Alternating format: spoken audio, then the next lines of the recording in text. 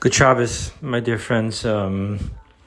We are once again dealing with Israel at war, and as Jews, we need to respond as Jews and throughout the world. And our sages tell us how to respond when Jews are in war, and that is to strengthen the three pillars of the world. And that is Torah study, prayer, and charity. So I will share here words of Torah. I will post a prayer from the book of Psalms, and I will post a link for tzedakah. Concerning Torah, I want to focus specifically on a teaching of unity, because our sages and the entire Talmud concludes with that God could not find any vessel worthy of his infinite blessing, capable of his infinite blessing, other than peace and unity. In this week's Torah portion, it begins with the law of Aaron kindling the menorah. And that is the act of kindling the menorah, lighting the menorah. We already described the menorah previously, and yet in this mitzvah, it makes a point of telling us that the menorah is of one solid piece.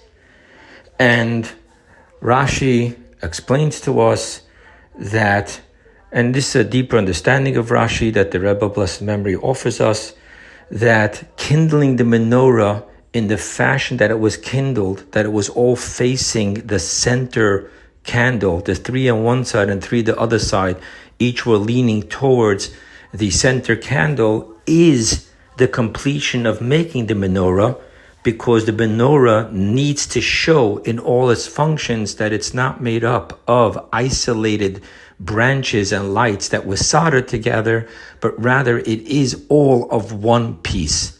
So the way we kindle the menorah is actually the completion of the building of the menorah, that it be only of one piece. And that tells us that it's not about that God needs the light because the candles are facing inwards, but rather it is for us to illuminate the world with the light of God as one piece. Spiritually, what does this mean? There are 7 different flames because people are different, and people need to be themselves, and people need to serve God through the way God has created them, with their personality, with their gifts, and with their talents. And therefore, even though we each have to serve Hashem in our unique God-given talents, but the way we serve Hashem needs to emphasize that we are each in our own way part of one community, one people, one of God's nations.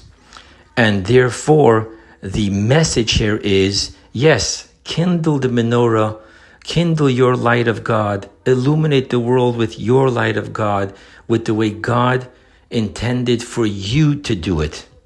But let it be clear in the way you're doing it that there is no separation. We are one people unto one God with one Torah. Shabbat Shalom.